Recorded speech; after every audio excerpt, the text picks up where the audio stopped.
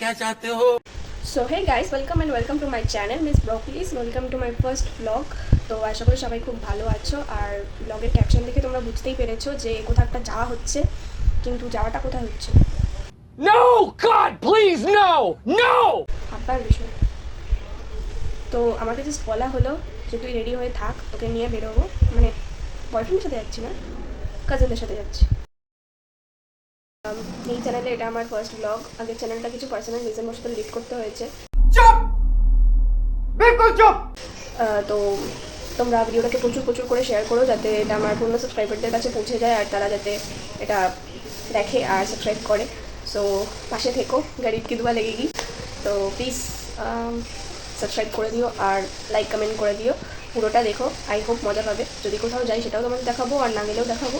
তো চলো স্টার্ট করা যাক।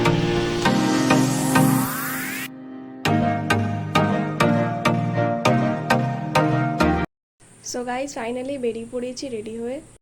আমাদের ট্রেনও এসে পড়েছে, চলো যাওয়া যাক। ইয়ে!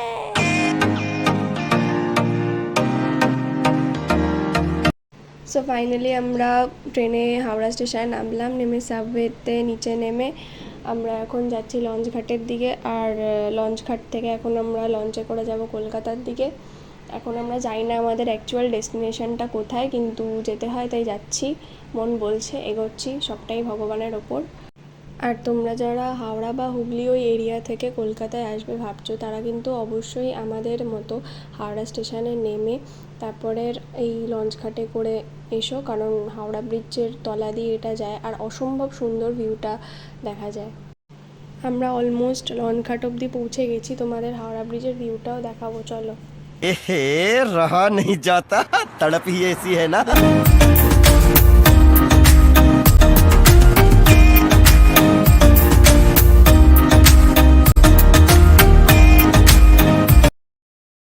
আমি আর ভাই ফাইনালি সিট দখল করে বসে পড়েছি গাইস। शाबाश बेटा।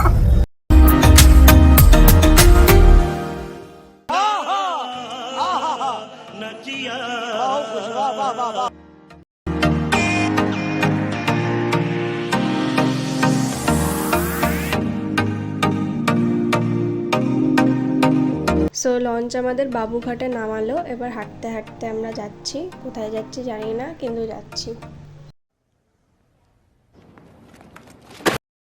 তো বাবুঘাট থেকে নেমে বিবাদীবাগ রেল স্টেশন পড়ে, সেখানকার রেলগেট পার করলেই তোমরা প্রপার কলকাতায় প্রবেশ করতে পারবে। আর তোমরা দেখতেই পাচ্ছ আমি এখন ফুটপাথের উপর দিয়ে হাঁটছি। এখানকার দেয়ালগুলোতেও কি সুন্দর ওয়াল পেন্টিং করা রয়েছে। আর কলকাতা মানেই তো সেই বড় বড় গাছ আর পুরনো বাড়ি। এখানে আসলেই একটা আলাদাই অনুভূতি হয়।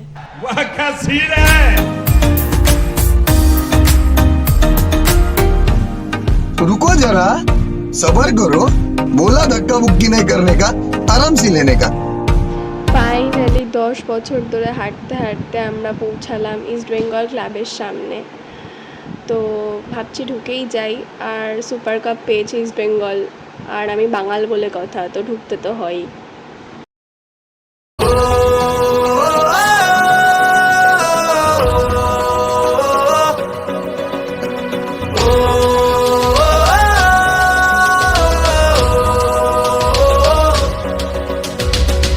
ইতিহাস সাক্ষী হলো, পায়ে পায়ে স্বপ্ন এলো, কাঁটা তার টপকালো ফুটবল। রক্তে ছিল যে লাল, জ্বললো হলুদ মশাল, ফেলে আসা স্মৃতিটা সম্বল। সো এটা হচ্ছে সেই স্টেডিয়াম যেখানে ইস্ট বেঙ্গলের খেলা হয়। আমি কখনো এখানে আসিনি, খালি টিভিতেই দেখতাম। আজ নিজের চোখে দেখে একটা অন্যরকম অনুভূতি হচ্ছে। বাঙাল হিসেবে নিজের খুব প্রাউড ফিল হচ্ছে। তোমরা কি ঘটি না বাঙাল? কমেন্টে জানিও। 100 বছর ধরে মাটকা বাজছে যে দল, লাল হলুদের ঝড়ের নাম ইস্ট বেঙ্গল। ইস্ট বেঙ্গল ক্লাবে আবার ইস্ট বেঙ্গল ক্যাফেও রয়েছে, যেখানে খুব সুন্দর সুন্দর ছবি রয়েছে ইস্ট বেঙ্গল প্লেয়ারদের। লাল হলুদ চেয়ার রয়েছে, ইস্ট বেঙ্গলের লোগো রয়েছে, সব মিলে একটা অন্য ধরনের অ্যাম্বিয়েন্স। ইস্ট বেঙ্গল সাপোর্টাররা ইস্ট বেঙ্গল ক্লাব ভিজিট করতে এলে এই ক্যাফেটাতেও একবার নিশ্চয়ই ভিজিট করো। খুব সুন্দর সুন্দর খাবার রয়েছে এখানে। ये बाबूराव का स्टाइल है, तू ले। বাট আমরা কিছু খাইনি, কজ প্রচণ্ড গরম লাগছিল আর এখানে ঠান্ডা কিছু অ্যাভেলেবেল ছিল না। এখন তো সেই কারণে গরম কিছু খেতে ইচ্ছা করছিল না, তাই আমরা কিছু না খেয়েই জাস্ট ছবি তুলে বেরিয়ে চলে এসেছি।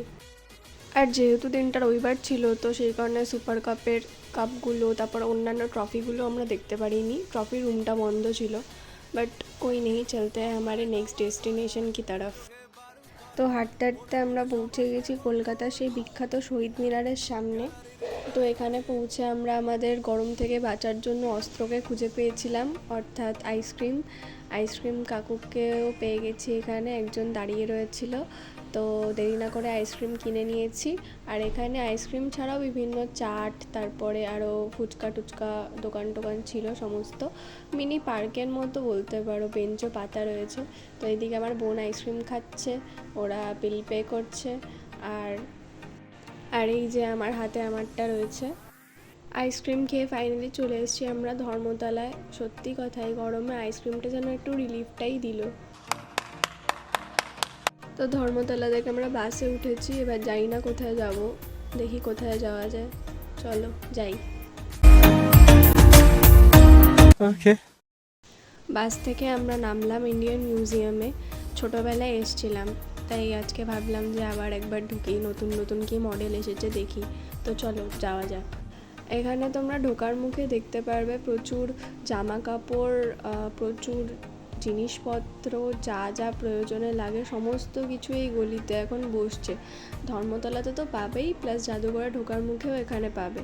প্রচণ্ড রিজনেবল প্রাইসে আছে। আমরা আসার সময় সব শপিং করে বাড়ি নিয়ে যাব।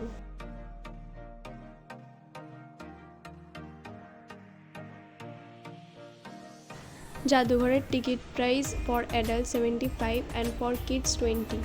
আর 5 বছরের নিচে কিন্তু কোনো চার্জ লাগে না। তবে এখানে কিছু রুলস অ্যান্ড রেগুলেশনস আছে, যেমন ভিডিও করতে হলে বা ফটো তুলতে হলে যেখানে যেখানে বারণ আছে সেখানেও যদি তুমি তুলতে চাও তখন কিন্তু এক্সট্রা চার্জ লাগবে।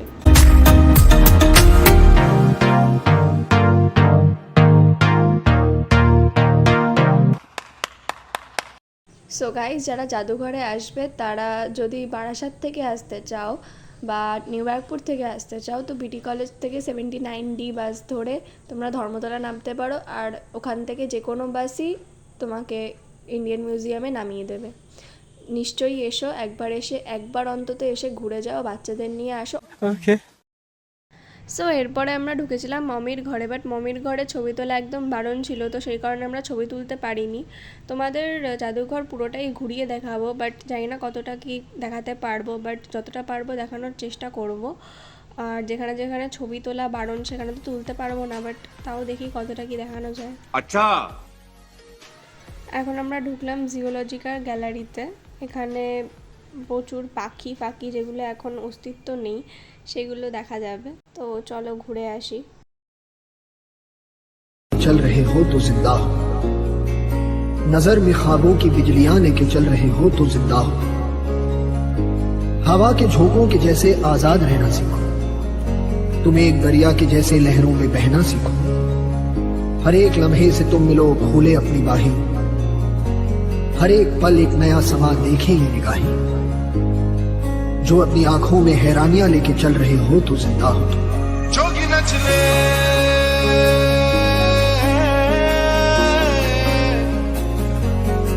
रंग रचले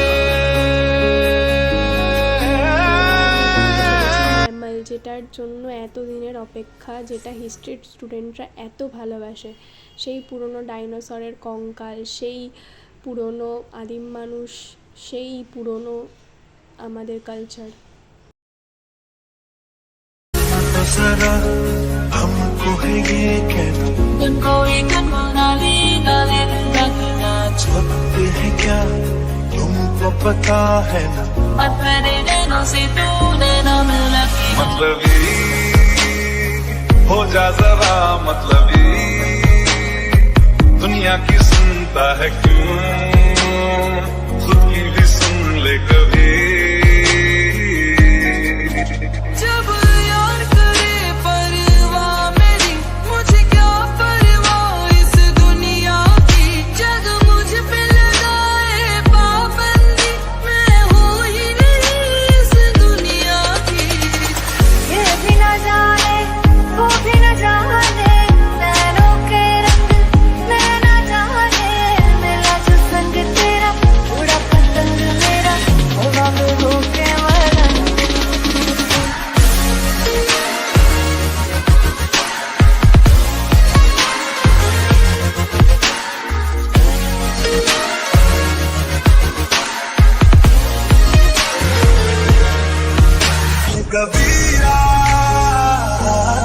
এখানে সব শস্য শস্যাদি, আর কিছু দেখা সেরকম নেই। অন্য জায়গায় চলো ঘুরে আসি।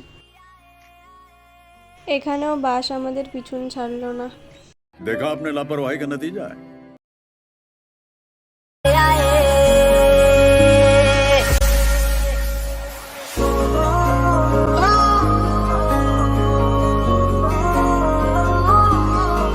And it's time to see fossils, মানে গানের ফসিলস না কিন্তু আসল জীবাশ্ম। যারা গানের ফসিলস লাভার তারাও জানিও কমেন্টে।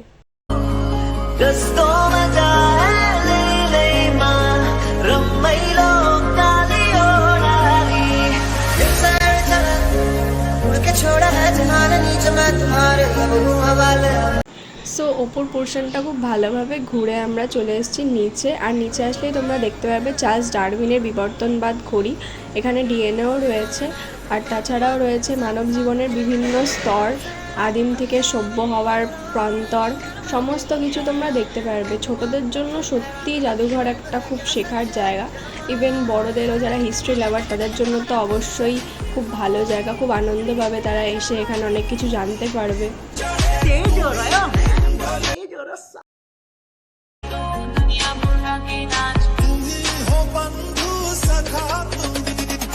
তো জাদুঘর পুরোটা ঘুরে আমরা এখন কিছু কেনাকাটা করতে এসেছি। এখানে আমার ভাই আর দাদা কিছু পোস্টার কিনছে।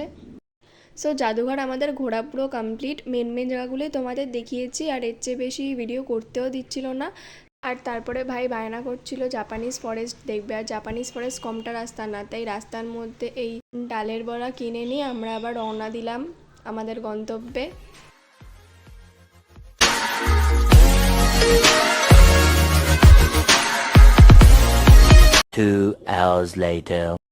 সো আমরা এখন ঢুকে গেছি জাপানিজ ফরেস্টে, মানে ইকো পার্কে। কিন্তু ইচ্ছা তো করছিল না একদমই যেতে, কিন্তু কি আর করব, ছোটো ভাইয়ের বায়না বলে কথা রাখতে তো হয়। এত জায়গা ঘুরে সত্যিই শরীরে দিচ্ছিল না, কিন্তু কি করা যাবে, ছোটো ভাই এতবার করে বলছে, তাই ভাবলাম এখানে এসে একবার ডিনারটা সেরে নিয়ে তারপরেই বাড়ি যাব। खत्म, bye bye, tata, good bye, गया।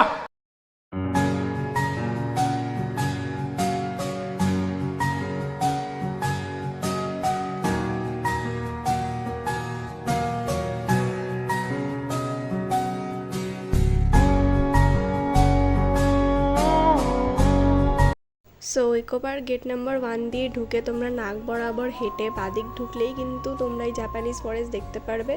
আমাদের এতগুলো জায়গা ঘুরতে ঢুকতে বিকেল হয়ে গেছে, কিন্তু এটা আমি সাজেস্ট করবো দিনের বেলায় আসার জন্য। কিন্তু রাতেও এমন কিছু খারাপ লাগে না, কিন্তু দিনের বেলা আসলে ভালো ছবি টবি তোলা যায়, এই কারণেই বললাম। এই দেখো গাইজ, এখানেও এতগুলো বাস আমার সাথে দেখা করতে চলে এসছে। কত ভালোবাসে দেখেছো গাইজ আমাকে, যাকে বলে টুরু লাভ একদম। তবে জীবনে যতগুলো খেয়েছি তার থেকে কমই এখানে রাখা আছে। समझ रहे हो आप? বাসের মধ্যে লাইট, মানে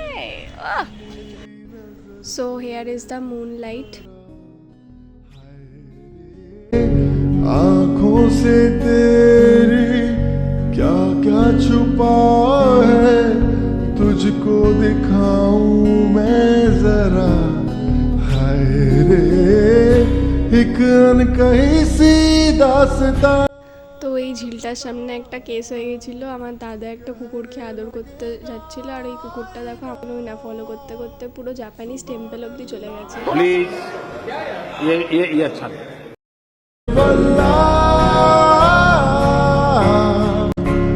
ऐसा हुआ सुभान अल्लाह, जो हो रहा है पहली दफा है, वल्लाह ऐसा। সো জাপান থেকে এখন আমরা চলে যাচ্ছি ফ্রান্সের দিকে। আইফেল টাওয়ারটা দেখে তারপরে বাড়ি যাব। তবে যাই বলে ইকো পার্ক কিন্তু রাতের বেলা বেশ অ্যাস্থেটিকই লাগে দেখতে। আমি এখানের আগেও এসেছিলাম, তখন আমার মাধ্যমিক শেষ হয়েছিল, বন্ধুদের সাথে এসে পুরোটা ঘুরে গেছিলাম। এখন সময় নেই বলে ঘুরতে পারছি না। তবে মজার ব্যাপার হলো এখন আমার এইচএস শেষ হলো আর আমি আবার এই জায়গাটায় ঘুরতে এসেছি। So guys, 1 number gate cover করতেই রাত 9টা বেজে গেল, তাই আর বাকি গেটগুলো তোমাদের দেখাতে পারলাম না, কারণ এরপরে বাড়ি ঢুকলে আর মামাকে বাড়িতে ঢুকতে দেবে না। सो एट लास्ट जैसे आए थे वैसे ही घर वापस चले गए। আমি তো একদিনে 3টে জায়গা কভার করে বেশ মজাই পেয়েছি। এদিকে আমার ভাই জার্নি করতে করতে ঘুমিয়ে পড়েছে বেচারা।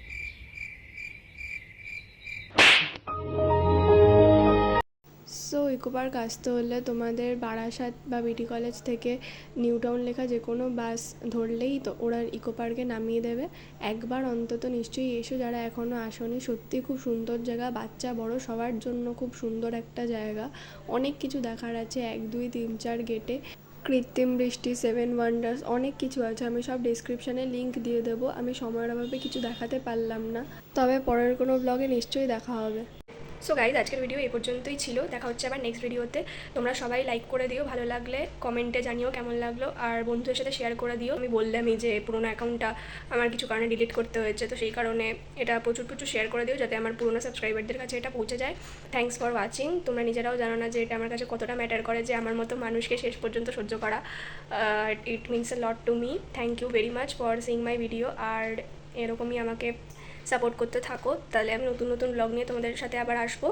তো এই জার্নিতে আমরা প্রচুর মজা করেছি, মানে একদিনে সাডেন প্ল্যান করে যে 3টে জায়গা কভার আপ করতে পারবো সেটাই আমি কোনোদিনও ভাবিনি। সবাই বলে না যে sudden plan is always best, সত্যি তাই। আমার কাছে সবসময় সাডেন প্ল্যান ইজ বেস্ট হয়ে এসছে আর আসছেও। আমি 3টে জায়গাতে খুব মজা করেছি। সবথেকে বেশি আমার যেটা ভালো লেগেছে সেটা হচ্ছে হাওড়া ব্রিজের ভিউটা, মানে আলাদাই ছিল ওটা। জাদুঘরে তো অনেক কিছু শেখার রয়েছে, তো সেটাও আমার ভালো লাগলো। ছোটোবেলায় এসেছিলাম তো সেরকম মনেও ছিল না কী রয়েছে, তো এখন আবার মেমোরিতে গেঁথে গেল। আর ইকো পার্কেও বেশ ভালোই লাগলো জাপানিজ ফরেস্টটা, যদিও আমি সেকেন্ড টাইম ভিজিট করেছিলাম, বাট তাও জাপানিজ ফরেস্টটা আসা হয়নি। জাপানিজ ফরেস্টটা আমার খুব ভালো লেগেছে। তো তোমরাও কমেন্টে জানিও কেমন লাগলো।